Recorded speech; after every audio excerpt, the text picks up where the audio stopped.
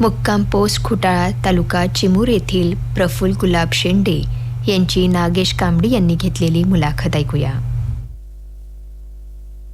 शेतकरी बंधूंनो नमस्कार.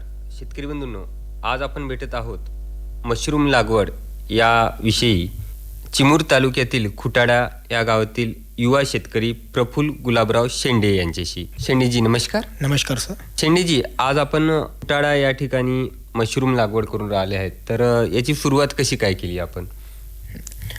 सर, मला याची एकदा व्हिडिओ मार्फत मला या गोष्टीवर एकदा प्रकाश पडला.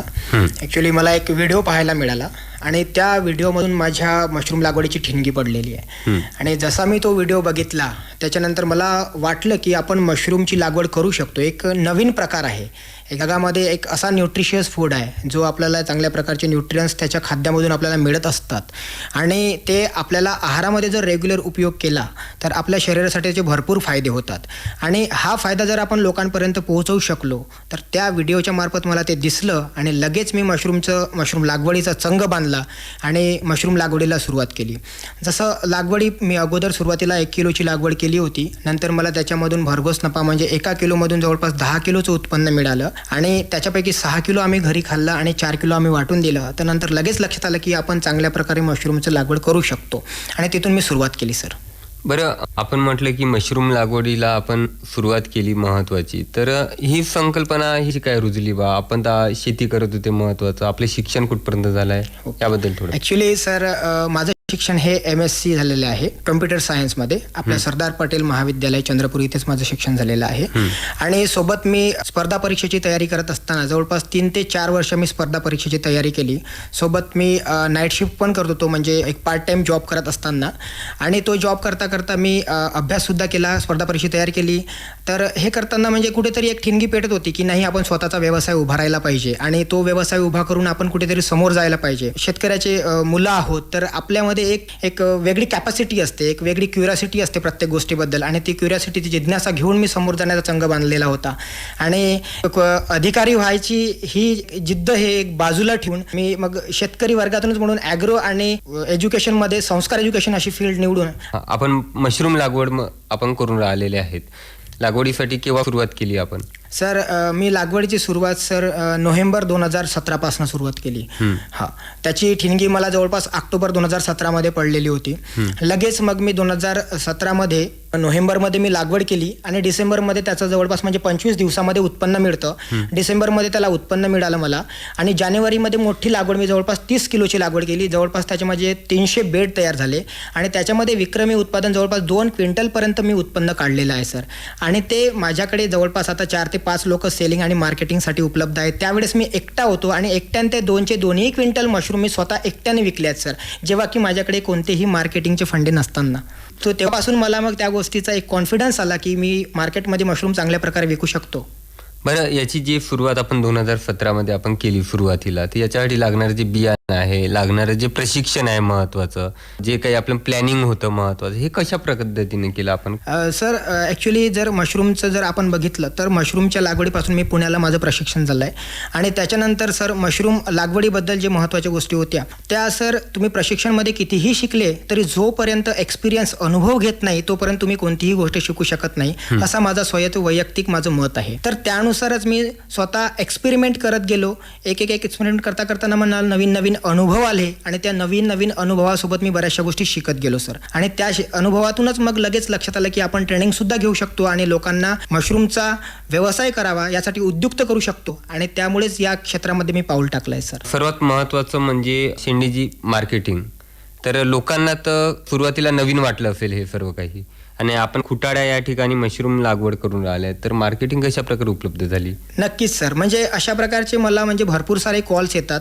म्हणजे नुसतं महाराष्ट्र आम्ही पकडून बसलेलो नाही आहे, तर याच्या बाहेर म्हणजे मध्य प्रदेश तसेच तेलंगणामधून सुद्धा आमच्या ट्रेनिंग सेंटरवर ट्रेनिंग घेण्यासाठी आलेले आहेत. तर मार्केटिंग हा सगळ्यात मोठा आणि महत्त्वाचा मुद्दा आहे. पण माझं एक वैयक्तिक मत आहे की म्हणजे एक छोटासा अनुभव सांगतो मी की आम्हाला जेव्हा कृषी प्रदर्शनीमध्ये एक छोटासा आम्हाला स्टॉल मिळाला होता जिल्हा परिषद मार्फत. तर तिथे मी जेव्हा स्टॉल लावला तेव्हा मला एका बोललेलं होतं, म्हणजे मी शेतकऱ्यांशी वार्तालाप करताना त्यांनी मला मधामध्ये टोकलं की भाऊ म्हणे, अगोदर तुम्ही मशरूमचं मार्केट बघा, नंतर मशरूमचं प्रोडक्शन करा. पण मला सर जिद्द होती आणि मी थोडा कोणत्याही गोष्टीमध्ये तिरप्या नजरेनं पाहिल्यामुळे मी त्याच्या गोष्टीमध्ये मी थोडासा फोकस झालो आणि लक्षात केलं की मार्केट बघण्या अगोदर तुमची जिद्द बघा, की तुम्ही जर नक्की जिद्द जर असेल तुमच्यामध्ये, तुम्ही मार्केट क्रिएट करू शकता. आणि तो मार्केट मी आज चंद्रपूरमध्ये क्रिएट केला आहे. तसंच मला ड्राय मशरूमसाठी वगैरे बरेचसे कॉल्स येतात, पण माझं म्हणणं आहे की ड्राय मशरूमपेक्षा फ्रेश मशरूममध्ये जास्त मार्केट आहे, जास्त प्रॉफिट आहे आणि त्याच्यामुळेच मी फ्रेश मशरूम विकतोय. आणि आजच्या गायत आज माझ्याकडे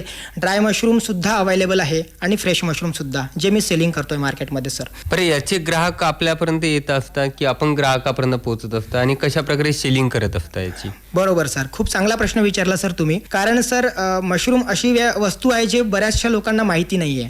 तर आपल्याकडे जे ऑयस्टर मशरूम, धिंगरी अळिंबीची जे आम्ही लागवड करतो, तर त्या लागवडीमध्ये आपण तोच मी एक फंडा वापरला मार्केटिंगसाठी की डायरेक्ट घरपोच सेवा, म्हणजे लोकांपर्यंत सरळ पोहोचवायचं. बरेच सारे लोक कॉन्शियस सुद्धा आहेत याबद्दल की नाही, मशरूम एक असा न्यूट्रिशियस फूड आहे जे लोकांपर्यंत पोहोचलं पाहिजे, म्हणून ती घरपोच सेवा मी देणे सुरू केलं. आणि माझ्याकडे 3 ते 4 मुलं डायरेक्ट घरपोच सेवा, ऑफिसेसमध्ये, त्याच्यानंतर पार्ट्या, लग्न पार्ट्या, बारशे, अशा याच्यामध्ये सुद्धा आम्ही मशरूम्सची सोय उपलब्ध करून देतोय सर.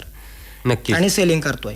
बरं, याची लागवड पद्धत थोडं सांगा ना आपल्या शेतकरी बांधवांना. समजा एखादी आपल्या मुलाखतीच्या माध्यमातून एखाद्याला लागवड करायचं म्हटलं तर कशा पद्धतीने लागवड करायला पाहिजे? लागवडीचे सर 2 तंत्र आहेत. या 2 तंत्रांमध्ये पहिला तंत्र जो आहे तो रासायनिक पद्धत, ज्याला आपण केमिकल स्टरलायझेशन म्हणतो. या केमिकल स्टरलायझेशन मध्ये आपण सर, आपल्याला एक ड्रम लागेल जो 200 लिटरचा ड्रम असणार. त्या 200 लिटरच्या ड्रम मध्ये आपल्याला 100 लिटर पाणी घ्यावं लागेल. रासायनिक आपण घेतोय त्याच्यामुळे याच्यामध्ये औषधी टाकावे लागतील. त्यासाठी आपल्याला फॉर्मॅलिन आणि 22 ची गरज पडणार. तर फॉर्मॅलिन हे 100 लिटर पाण्यामध्ये 125 ml फॉर्मॅलिन आणि 7.5 ग्रॅम 22 हे पूर्ण मिश्रण व्यवस्थित ढवळून घ्यायचं. त्याच्यामध्ये नंतर आपण ते कडबा, म्हणजे जो रॉ मटेरियल आहे, जो कधीही ओला झालेला नको आहे, तो रॉ मटेरियल आपण त्याच्यामध्ये टाकून त्याला व्यवस्थित भिजवून जवळपास 15 ते 16 तासापर्यंत भिजवून ठेवायचं. म्हणजे फॉर्मॅलिन आणि 22 ची जी गॅस निघणार ते संपूर्ण त्याला निर्जंतुक करणार. मग ते काढल्यानंतर त्याला जवळपास पुन्हा 10 ते 12 तास, म्हणजे जवळपास 12 ते 15 तासापर्यंत ठेवलं तरी चालते, पण त्याच्यामधला मॉइश्चर हा 50% डाऊन झालेला असला पाहिजे. म्हणजे एखादर पाण्यातून आपण काढलेली वस्तू जी पूर्ण ओली झालेली असते आणि पाणी सांडत असतो, तसं व्हायला नको. म्हणजे ती मूठ दाबल्यानंतर, तो रॉ मटेरियल हातात घेतल्यानंतर पाणी सांडायला नको, एवढा 50% मॉइश्चर हा कमी झालेला पाहिजे. आणि नंतर ते मग आपण पिशव्या भरण्यासाठी, लागवडीसाठी यूज करू शकतो. ही झाली रासायनिक पद्धत. दुसरी आहे सर, म्हणजे रासायनिक पद्धतीसाठी खर्च आहे सर, म्हणजे तुम्ही कृषी केंद्रात जा पैसे, पण सेंद्रिय पद्धतीसाठी खर्च नाही. 2 पद्धतीपैकी दुसरी पद्धत सांगतोय ती सेंद्रिय पद्धत, ज्याला आपण ऑर्गॅनिक स्टरलायझेशन म्हणतो. ऑर्गॅनिक स्टरलायझेशन मध्ये सर सरळ एक ड्रम घ्यायचा, त्याच्यामध्ये तुमचा रॉ मटेरियल पोत्यामध्ये भरून त्याला पाण्यामध्ये भिजवून डायरेक्ट उकळायला टाकायचं. 70 ते 80 डिग्री सेल्सिअसचा टेम्परेचर असणार. त्याच्यावर 1 तास ते काढ भिजत ठेवायचं. म्हणजे गवांडा वापरू शकतो आपण, कडबा कुटर वापरू शकतो, शेंगदाण्याचे टर्फल वापरू शकतो आपण, ऊसाचा चोथा वापरू शकतो. जो कोणता रॉ मटेरियल जो ड्राय असेल पूर्ण, त्याला आपण सबस्ट्रेट सुद्धा म्हणतो किंवा रॉ मटेरियल सुद्धा म्हणतो, तो आपण घेऊ शकतो सर. पण 2 पद्धतीने आपण त्याची लागवड करू शकतो, एक तर रासायनिक आणि एक तर सेंद्रिय. हा महत्वाचा. एकंदरीत खर्च किती येतो याच्यासाठी आणि याच्यातून मिळणारा नफा किती मिळत असतो? बिलकुल सर. तर याच्यामध्ये जर खर्च जर बघितला सर, खर्चाची खूप मोठी गोष्ट नाही आहे ऑयस्टर मशरूम लागवडीसाठी, ज्याला आपण धिंगरी अळिंबी म्हणतो. धिंगरी अळिंबीसाठी खूप मोठी लागवडीची गरज, म्हणजे खर्च करण्याची गरज नाही आहे. तर रासायनिक पद्धतीमध्ये थोडा खर्च वाढतो. जवळपास 1 किलोवर, एक सरळ 10 किलोच्या लागवडीसाठी जवळपास 1,500 ते 2,000 रुपये खर्च येतो. म्हणजे पूर्ण बियाणं आणि केमिकल्स पकडून. ते झाली रासायनिक पद्धतीमध्ये 10 किलोच्या लागवडीसाठी. आणि सेंद्रिय पद्धतीमध्ये फक्त बियाण्याचा खर्च येतो, बाकी रॉ मटेरियल शेतकऱ्यांकडे अवेलेबल असतंच आणि ते त्यांना फ्री ऑफ कॉस्टच मिळतं, त्याच्यामुळे त्याची आपण कॉस्ट पकडणार नाही.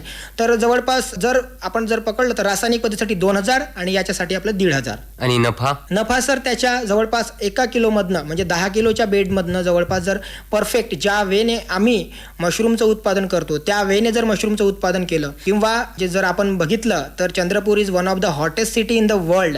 ॲक्च्युली हे आपण सांगायला पाहिजे. आणि इथे जेव्हा आम्ही म्हणजे मशरूमचं वातावरण एका शेडमध्ये आम्ही मेंटेन करून, ते साध्या पद्धतीनं एकदम कमी खर्चामध्ये आम्ही ते जर मेंटेन करतोय तर, आणि उत्पन्न काढतोय आम्ही इतके चांगल्या प्रकारे, तर त्याचा खर्च जर बघितला आपण आणि उत्पन्न जर बघितला तर 10 किलोमध्ये जवळपास 1 क्विंटल आपल्याला उत्पन्न मिळतं हिवाळ्यामध्ये चांगल्या प्रकारे. थोडंसं उन्हाळ्यामध्ये त्याचं प्रोडक्शन कमी होतं. आणि 1 क्विंटलचं जर आपण उत्पन्न बघितलं तर 1 क्विंटलला आपण 200 रुपये किलो प्रमाणे आपल्याला 20,000 रुपये हा नफा होईल. आणि म्हणजे त्याच्यामध्ये 2,000 रुपये जर खर्च खर्च वगळला तर जवळपास 15 ते 18 हजारापर्यंत आपल्याला उत्पन्न मिळेल सर. शेंडेजी, आपण सांगितलं की आपण कशा पद्धतीने आपल्याला फायदा होऊ शकतो, खर्च किती येतो, पण याची लागवडीची प्रक्रिया काय आहे नेमकं, आणि त्याच्यामधून किती टेम्परेचर आपल्याला मेंटेन करावं लागतं, कशा पद्धतीने आपल्याला हाताळावं लागतं, त्याबद्दल सांगा. मशरूमची लागवड करताना सर आपण 2 पद्धतीने लागवड करू शकतो, एक रासायनिक आणि सेंद्रिय. बरोबर. तर याच्यामध्ये सर पहिली लागवड कोणत्याही पद्धतीने लागवड करताना आपण रॉ मटेरियल हा न भिजलेलं बघितलं होतं. आता तो रॉ मटेरियल आपण घेतल्यानंतर त्या रॉ मटेरियलला आपण मग काय करतो की त्याचा 50% मॉइश्चर हा आपण डाऊन करतो. ठीक आहे, म्हणजे ज्याची मूठ दाबल्यानंतर त्याच्यातून पाणी सांडणार नाही. नंतर जो बियाणं असतो आपल्याकडे, तो बियाणं एक व्यवस्थित हाताळणे, म्हणजे ती एक प्रोसेस असते ज्यावेळेस कंटॅमिनेशन, ज्याला आपण मराठीमध्ये संसर्ग म्हणतो, ते होण्याची दाट शक्यता असते.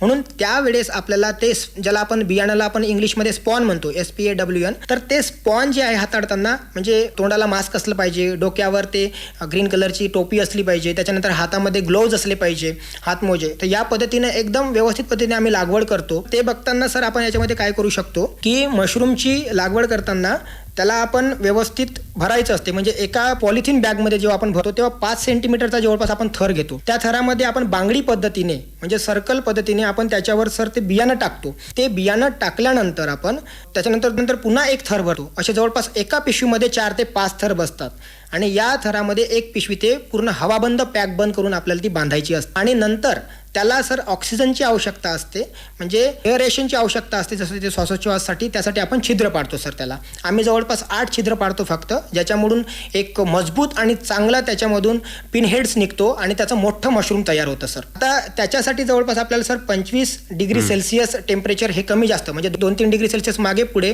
असं 25 म्हणजे 22 ते 28 डिग्री सेल्सिअस पर्यंत टेम्परेचर पाहिजे, ज्याला आपण तापमान म्हणतो. आणि आर्द्रता म्हणजे ज्याला इंग्लिशमध्ये आपण ह्युमिडिटी म्हणतो, ती 70 ते 80% पाहिजे सर. बरं, मग आपण तर म्हटलं की आपलं तापमान खूप जास्त आहे, तर मग ते तापमान मेंटेन करण्यासाठी आपण काही उपाययोजना आखता का? सर आता याच्यामध्ये कसं असते ना सर की आपल्याकडचं जरी तापमान जास्त असलं तर याच्यामध्ये काही उपाययोजना अशा आहेत सर की आपलं शेड हे मोठ्या झाडाच्या खाली, चिंचेच्या वडाच्या झाडाच्या खाली आपण ते घेऊ शकतो. किंवा साधं सर जिथून मी सुरुवात केली, माझं घर हे मातीचं घर होतं जुनं.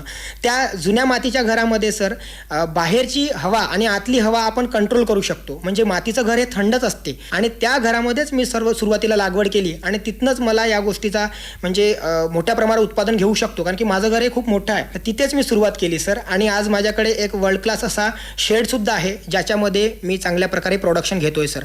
टेम्परेचर आणि ह्युमिडिटी मेंटेन करण्यासाठी आपल्याला आजूबाजूला पाणी मारणे खूप गरजेचं असतं. म्हणजे आपण त्याला गोनपाट लावू शकतो, एक आपण झांजा सुद्धा असतात गवत्याच्या बांधलेल्या, त्याच्यावर पाणी मारून सुद्धा आपण टेम्परेचर ह्युमिडिटी मेंटेन करू शकतो. महत्वाचा प्रश्न असा आहे शेंडेजी का आज आपण खुटाळा या ठिकाणी चिमूर तालुक्यामध्ये मशरूम लागवड करून राहिले आहेत.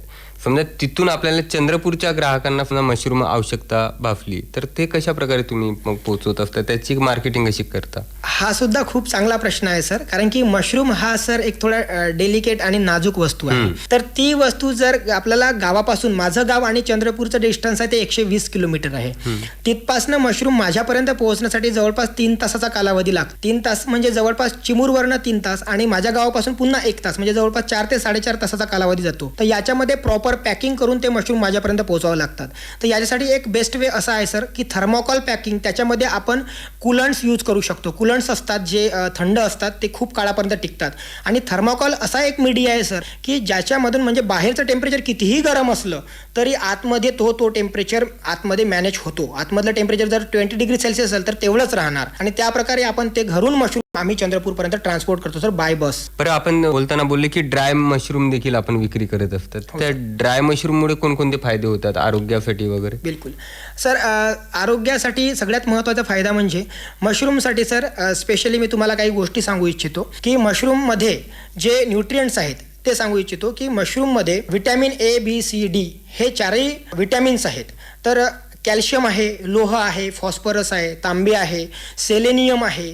तर असे खूप मौल्यवान न्यूट्रिएंट्स या मशरूममध्ये आहे. सिंपल सर एक सोपी गोष्ट पकडली की आपण आंबट वस्तू जशी आपण टमाटर पकडलं ज्याच्यामध्ये किंवा लिंबू पकडलं त्याच्यामध्ये व्हिटॅमिन C असतं. जर पालक घेतलं तर त्यामध्ये लोह म्हणजे आयरन असतं आणि कॅल्शियम किंवा आपल्याला व्हिटॅमिन Eची किंवा बाकीच्या गोष्टींची आवश्यकता असेल सेपरेट आपल्याला तशा प्रकारचे भाजीपाला खावे लागते. पण मशरूम असा एक न्यूट्रिशियस फूड आहे की ज्याच्यामध्ये सगळे न्यूट्रिएंट्स एकाच ठिकाणी आपल्याला मिळतात. मग आपण जर अशा मशरूम न्यूट्रिशियस फूड आपण एक म्हणजे वीकमधून एकदा जरी, म्हणजे एखाद्याला सर न्यूट्रियनची कमतरता असेल तर म्हणजे त्याला पर्टिक्युलर ती आपण फूड सप्लिमेंट्स देतो किंवा त्याला डॉक्टरकडे नेऊन ते सप्लिमेंट देत असतो. पण घरी जर तुम्ही मशरूमची भाजी करत असाल किंवा एखादी रेसिपी बनवत असाल तर त्याचा फायदा पूर्ण फॅमिलीला होतो आणि त्याच्यापासून विटॅमिन डी आणि कॅल्शियममुळे त्यांचे सांधेदुखी किंवा जे जॉईंट पेन आहेत ते कमी होऊ शकतात. त्याच्यानंतर प्रोटीन आणि फॅटची मात्रा कमी असल्यामुळे कोलेस्ट्रॉल मेंटेन राहू शकतो. त्याच्यानंतर जे आपली आतमधले जे इन्सुलिनचं जे स्त्रवण असतं, ज्याला डायबिटीजचा प्रॉब्लेम असतो, ते सुद्धा रेग्युलर मेंटेन होऊ शकतं. त्याच्यामुळे हा शरीराला नक्की याचा फायदा होतो सर. नक्की. शेवटचा प्रश्न असा आहे की आपल्याकडे आजपर्यंत किती लोकांनी प्रशिक्षणासाठी आलेले आहेत आणि किती लोकांनी मशरूम लागवडीसाठी सुरुवात केलेली आहे, महत्वाची आपलं पाहून? सगळ्यात महत्त्वाची गोष्ट सर याच्यामध्ये असं आहे की आपण जितक्या लोकांना ट्रेनिंग देतो सगळेच्या सगळे म्हणजे सुरुवातीला त्यांची उत्सुकता खूप शेगेला असते, पण नंतर जर बघितलं तर आम्हाला फक्त 10% रिझल्ट मिळालेला आहे. म्हणजे जवळपास माझ्याकडे 70 ते 80 लोकांनी मशरूमची ट्रेनिंग घेतली आहे, म्हणजे मध्य प्रदेश तसे तेलंगणा ॲज वेल ॲज महाराष्ट्र सुद्धा. पण मशरूमची लागवड करणारे लोक फक्त 7 ते 8 जण आहेत. तर त्याच्यामुळे ही वास्तविकता आहे. तर तरुणांनी याकडे एक विशेष लक्ष द्यायला पाहिजे आणि इथपर्यंत लोकांनी पोहोचायला पाहिजे. आणि सक्सेस हे एकाच दिवशी मिळत नसते सर, त्यासाठी खूप हालपेष्टा सहन करून समोर जावं लागते, कारण की अनुभवाशिवाय ते मिळणार नाही सर.